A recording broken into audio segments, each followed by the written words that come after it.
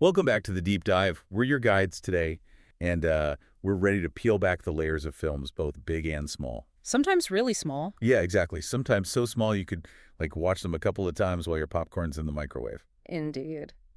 And that's exactly where we're headed today. Our focus is a short film called Alive. Mm-hmm. It's this chilling cinematic experience, and it's born from one of the most viscerally unsettling two-sentence horror stories I think I've ever read. Oh, completely. It's really a remarkable study in how you can distill profound terror into, like, the most minimal form imaginable. Absolutely. Mm. And for anyone listening who hasn't encountered its stark brilliance, maybe, brace yourself. Yeah. Here's the actual text, the foundation that sparked this whole deep dive. Ah. I was having a pleasant dream when what sounded like hammering woke me. After that, I could barely hear the muffled sound of dirt covering the coffin over my own screams. Just reading that again, the immediate discomfort is it's palpable, isn't it? It really is. It taps into such a fundamental, almost primal dread. That feeling of, Claustrophobia. yes, claustrophobia and just utter helplessness. That chilling realization that your fate is sealed, you're inescapable. It's like a miniature masterpiece of psychological horror packed into, 29 words? Exactly. It truly is. Yeah. And that visceral reaction, that immediate kind of gut punch feeling, that's precisely the point, Yeah, right? right. So what's really fascinating here, and kind of the mission for us today, is to dissect exactly how the filmmakers took those mere 29 words, this brief flicker of a nightmare, Yeah. and meticulously spun them into a full 2-minute cinematic punch to the gut. We're going to try and pull back the curtain on how they creatively expanded that minimal story. And the pacing, too. Oh, absolutely. The exquisite pacing that just locks you in from the very first second. And then, of course, the absolutely critical role, almost surgical, you could say, of their sound design in building that pervasive sense of terror. Yeah, sound is huge in this one. Okay, so let's unpack how Alive manages to transform those two horrifying sentences into a visual narrative. We'll try to do this without giving away every single chilling detail, but Yeah. certainly enough to immerse you in its world. Right. The film, it really doesn't waste a single moment.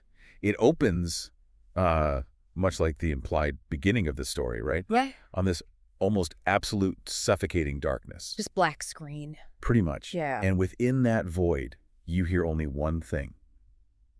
This incredibly unsettling sound of heavy, kind of labored breathing. This immediate immersion in just auditory discomfort. It instantly establishes this atmosphere thick with tension and disorientation.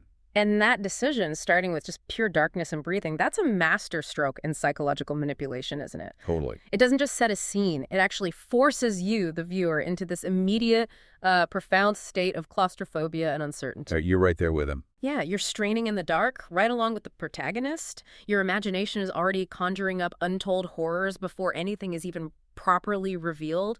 It's just a brilliantly efficient way to amplify that initial suspense and build this inescapable mood. And then there's that pivotal visual reveal, a moment of almost unbearable clarity, I guess. The lighter. Yeah. The darkness is suddenly, briefly, and quite desperately illuminated by the flickering, kind of fading light of a lighter.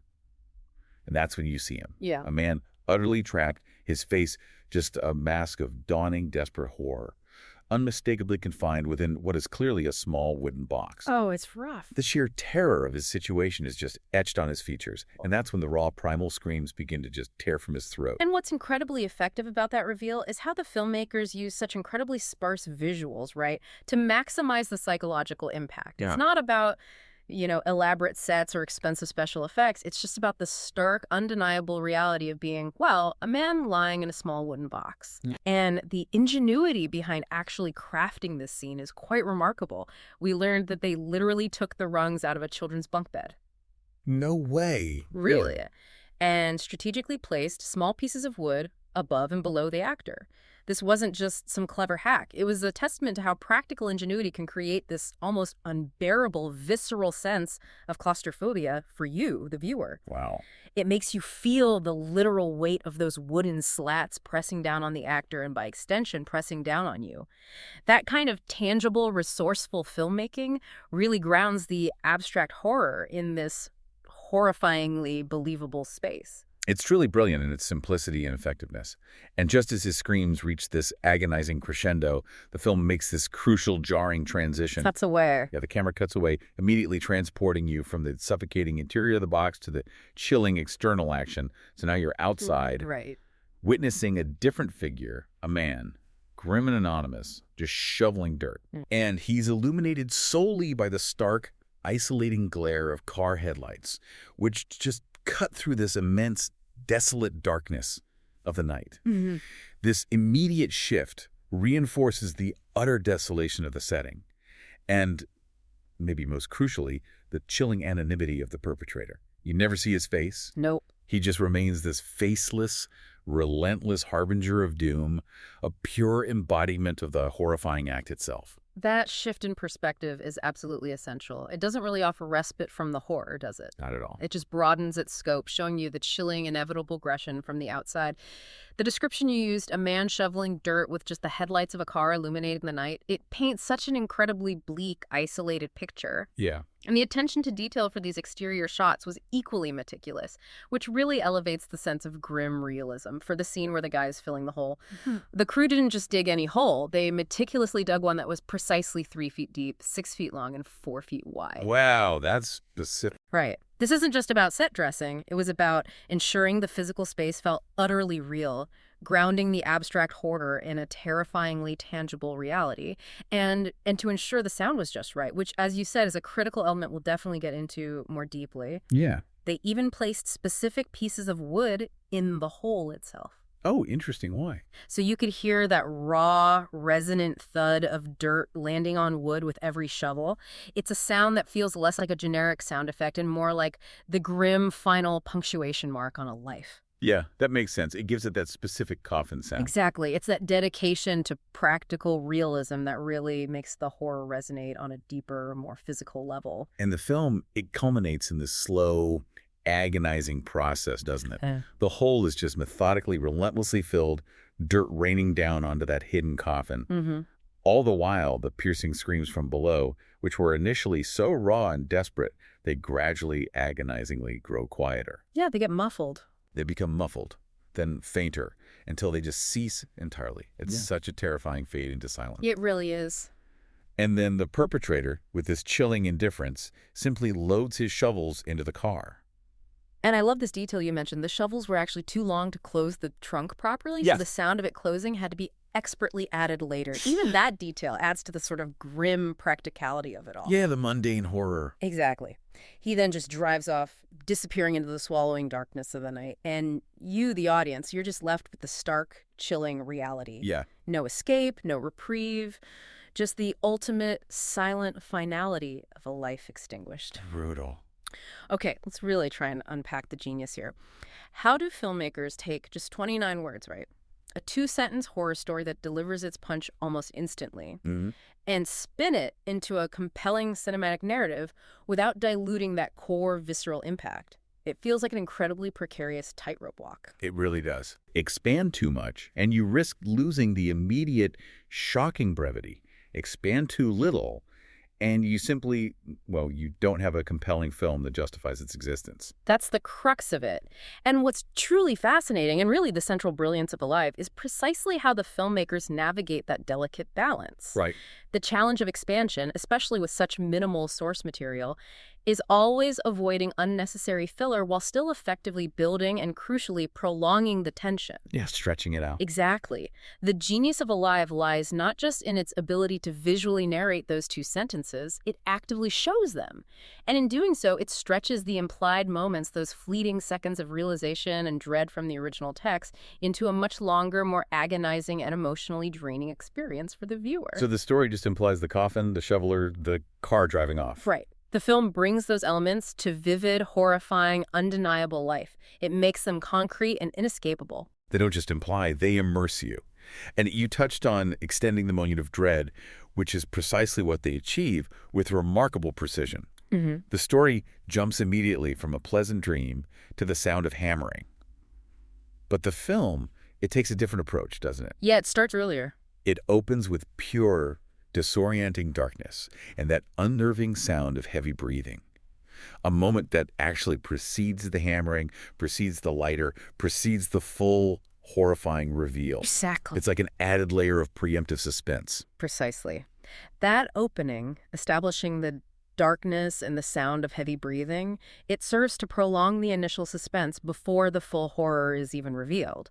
You're already tense, Your nerves are frayed before you even know what the protagonist is truly waking up to or what confined space they're even in. Right. This buys the filmmakers crucial time to build an atmosphere of pervasive dread.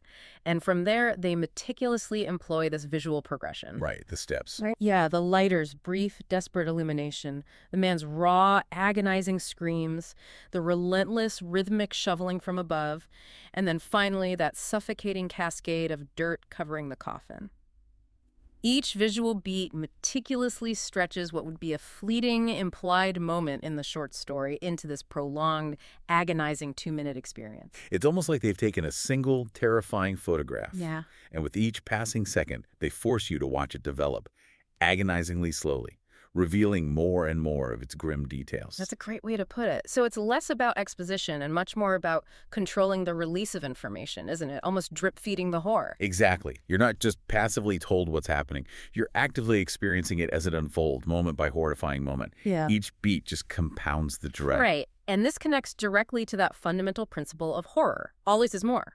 By meticulously controlling every visual and auditory piece of information, the filmmakers amplify the audience's anticipation and dread exponentially. They don't need to resort to jump scares or elaborate monster designs or, gratuitous gore. The true horror isn't externalized. It emanates from the slow, inevitable realization of the protagonist's fate, amplified by your own imagination, which is always more terrifying than anything explicitly shown on screen, right? It fills in the blanks. Always. The film makes you this complicit observer in the dread because you're given just enough to understand the unspeakable situation, but not so much that there's nothing left for your mind to fear. It's the implication, the relentless buildup that truly makes it effective. It allows those original 29 words to just resonate for so much longer, burrowing into your psyche. Okay, so here's where it gets really interesting for me. How does Alive manage to maintain such intense engagement and unrelenting tension when its core concept is, let's be honest, so minimal and pretty quickly grasped? Yeah, you get it fast. You understand what's happening within seconds of the film starting, yet you find yourself utterly unable to tear your eyes away. It's just an undeniable testament to its brisk, unflinching pace. It moves rapidly, almost surgically, from that initial awakening to the grim, undeniable conclusion without ever letting up. Yeah, the pacing, if we connect this to the bigger picture, the pacing in Alive is absolutely unequivocally key to its sustained horror. The film employs incredibly quick cuts and this relentless progression of events that just deny the audience any moment of respite. There's no time to breathe. None. No luxurious moments for exposition, no lingering on extraneous details. And this mirrors the protagonist's inescapable situation, that terrifying sense of being trapped with no way out, no reprieve. Right. Just as the dirt is being shoveled relentlessly onto the coffin, the film's narrative progresses with this almost merciless efficiency, tightening its grip on you with every single passing second. It's almost as if the film itself is shoveling dirt onto your ability to feel comfortable, right? Yeah. Burying you in the dread. That's a good analogy. It's a relentless race against time, but it's a race you know the protagonist is tragically destined to lose. And the rapid, unyielding pace ensures you feel every agonizing second of that descent into darkness. Precisely. And you contrast this with longer form horror, which often has to construct elaborate subplots, right? Or develop intricate character arcs, or introduce red herrings just to sustain its much longer runtime. Yeah, they need fillers sometimes. Exactly. A short film like Alive doesn't have that luxury, nor does it need it. It achieves maximal impact precisely because it eliminates any dead air or unnecessary exposition. Stripped a bit bare. It strips everything away to the absolute bare bones of its terrifying premise, and then it executes that premise with surgical precision, leaving nothing to dilute the terror. This raises an important question, though. How does the very brevity of the film become such a potent tool for terror? It leaves the audience breathless rather than bored because there's nowhere to hide. No moment to disconnect, no space to intellectually analyze or escape. You're simply presented with the unadulterated horror, and then, just as subtly, it's over. Yeah. Leaving this profound, unsettling echo that lingers long after the screen goes dark. The lack of drawn-out scenes, the rapid-fire cuts between the suffocating interior and the chilling exterior of the coffin. And the sound. Yeah, the continuous rhythmic sound of the shoveling. All these elements work in concert to create a feeling of inexorable, suffocating dread that's virtually impossible to shake off. Okay, let's talk about what I consider the unsung hero of this entire film. The sound design. It's explicitly mentioned right there in the original two-sentence story, right? What sounded like hammering woke me. And the muffled sound of dirt covering the coffin. Yeah, key elements. So how does Alive utilize sound, not just to illustrate these moments, but to actively build and amplify terror, particularly of those specific sounds? And how does it manage that crucial, jarring transition from what was supposedly a pleasant dream to this horrifying reality? Okay, this is where it gets truly fascinating, I think.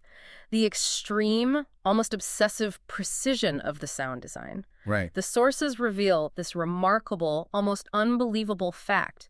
Out of the 2 minutes of the film, only 10 seconds of actual recorded on-set sound were used. 10 seconds. 10 seconds. Everything else was replaced. Foley, sound effects, everything. Wow. Think about that for a moment.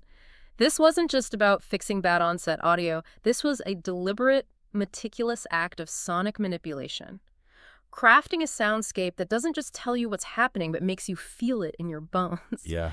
Every creak of the coffin wood, every muffled thud of earth, every desperate gasp of the actor was meticulously crafted, layered, and positioned within the audio mix, rather than merely captured live on set. So it's completely constructed. Pretty much. This speaks volumes about the filmmaker's commitment to total control over the audience's auditory experience.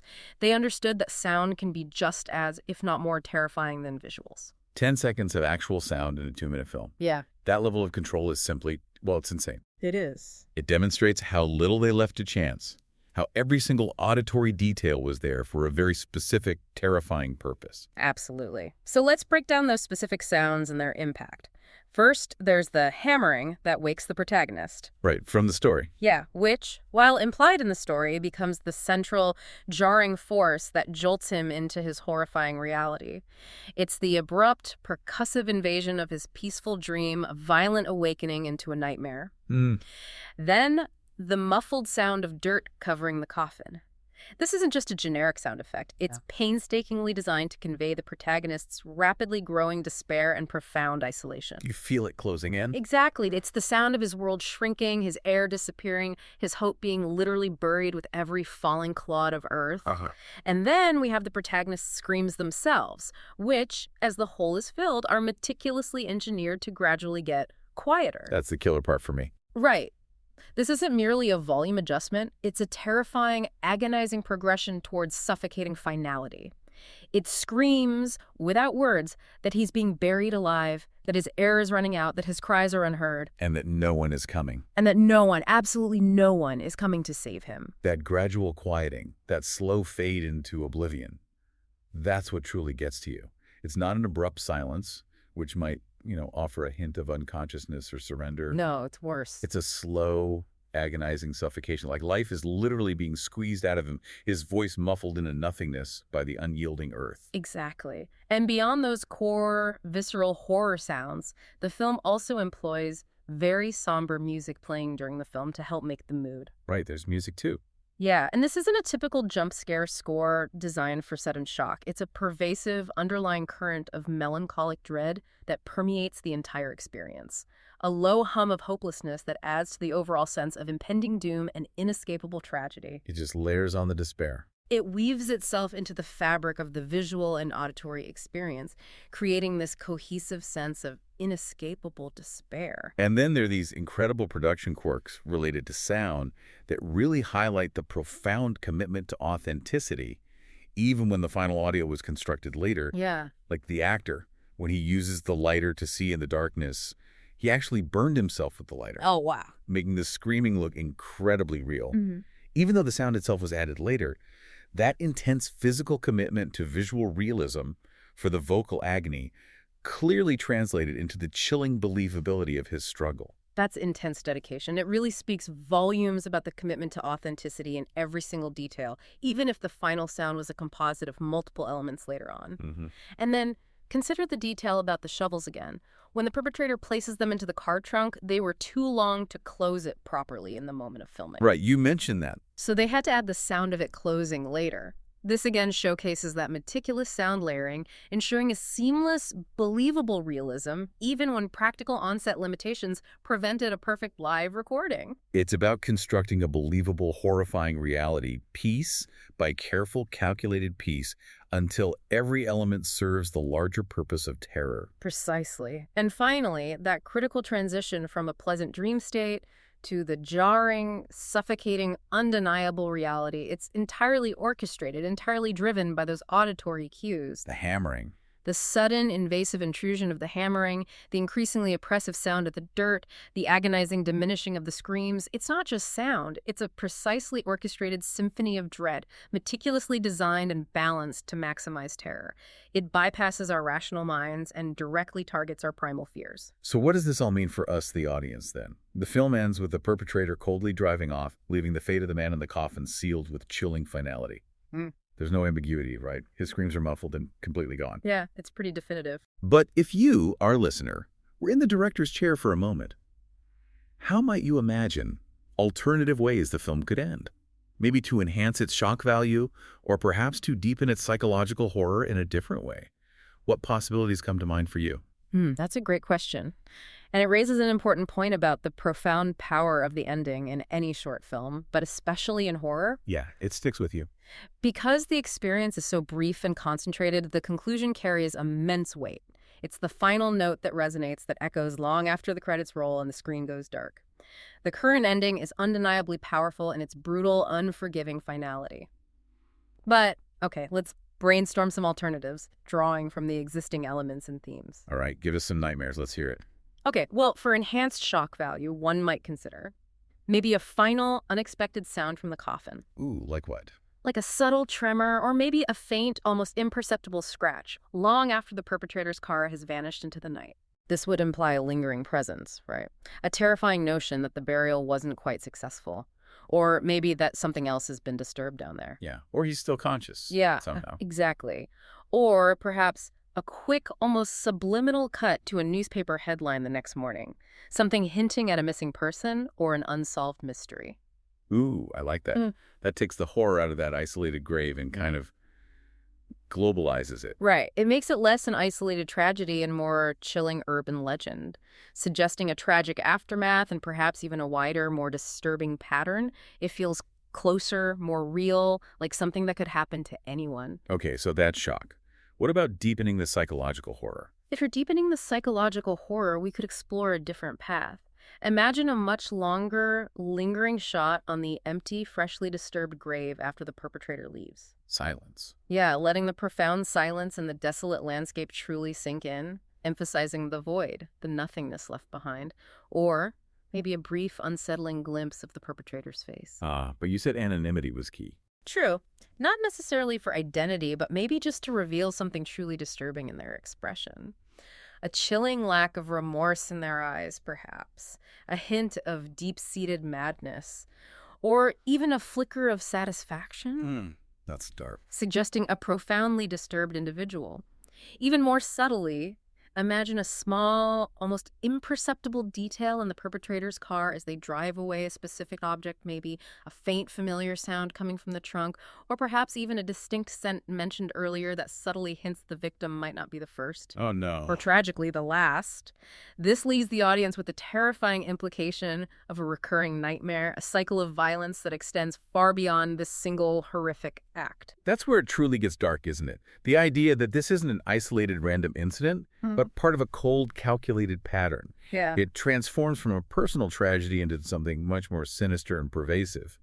Makes you wonder just how many empty graves are out there. It does. And all these imagined endings, in their own ways, connect back to the core, fundamental fears this story so powerfully taps into. For me, personally, both the film and the original two-sentence story evoke that universal existential fear of being trapped. Yeah. Completely helpless, utterly unable to move, unable to breathe, unable to cry for help. It's that profound, chilling idea of dying alone, forgotten, in the dark, with no one even knowing your fate. It's awful. Being buried alive is one of the most deeply rooted human phobias, and for very good reason. It's a scenario where you lose all control over your body, your immediate environment, even your very breath. There's no escape, no agency, just an agonizing descent into nothingness. You're right, the claustrophobia is intense, almost unbearable. Yeah. But it's compounded exponentially by that utter lack of agency, isn't it? Totally. You can scream with every fiber of your being, but no one hears you. You can fight, but the earth is relentless, unyielding. It is, quite simply, the ultimate loss of control. And that's something so many of us dread, something that resonates with a deep, primal fear. The film just strips away every layer of comfort and safety, leaving you face to face with that ultimate vulnerability, that terrifying powerlessness. It really does. Speaking of the brilliant minds behind such powerful, concise storytelling, maybe it's worth taking a moment to look at the broader work of the creators behind Alive. Playtime Studio. Yeah, Playtime Studio. They're not just one-hit wonders in the realm of two-minute terrors. Their studio has tackled a fascinating range of projects, highlighting their incredible breadth of work and diverse storytelling capabilities. So let's dive into our Deep Dive Studio Spotlight. Yeah, it's always intriguing to explore the wider tapestry of work from creative teams beyond the specific project we're analyzing. And indeed, beyond Alive, Playtime Studio has tackled incredibly diverse subjects, truly showcasing their range and depth. For instance, there's a profoundly powerful project titled Silence as the Smoke Settles. Okay, and this one sounds incredibly personal, just from the title, steeped in a very real, very moving story. It absolutely is. Its origin story is truly poignant and deeply rooted in personal experience. The film was directly inspired by the director's own father's harrowing experience with throat cancer. Oh, wow. Which tragically resulted from Agent Orange exposure during his military service. Oh, man. The film's core mission is to bring critical awareness to the silent, often debilitating struggle of PTSD in older veterans, particularly as they transition into slower phases of life, perhaps when they retire or their children move out, and their minds are less constantly occupied with the demands of everyday life. Right, when things get quiet. Exactly. The director's own father, a man who, in his words, would work till his last day on Earth, became severely ill, developing cancer of the throat which deeply affected his larynx. During his recovery from surgery, his family began to notice deeply unusual behavior, like his inexplicable avoidance of war movies, which had apparently never been an issue before. This disturbing shift led to the heartbreaking discovery that these behaviors were profound symptoms of PTSD, often manifesting when veterans' minds are no longer constantly occupied, when the internal battlefield they carry finally takes over. So it's about this hidden struggle, this silent war, that emerges when the external busyness of life finally subsides, allowing the past to just rush in. That's heavy. It really is. And the emotional core of Silence as the Smoke Settles is incredibly powerful and heartbreakingly personal. It's rooted in the director's solemn promise to complete the movie after his father passed away in 2020. Wow. His unwavering commitment was to ensure that veterans everywhere know unequivocally that they are not alone in this fight. It's a powerful and deeply compassionate mission, driven by a desire to bring understanding and healing. That's incredible. So a very different tone from Alive. Completely different. And they also collaborated with Got Next Media on another fascinating short film showcasing their versatility again called The Coming. The Coming. Okay, that sounds suitably mysterious. Leaning into a completely different genre than Alive, I take it. It does. The Coming is a sci-fi short film, venturing into the realm of speculative fiction. Its premise is pretty unsettling. It explores an alien life form consuming its prey here on Earth. Oh, okay. Alien horror. Yeah, blending elements of cosmic horror with science fiction.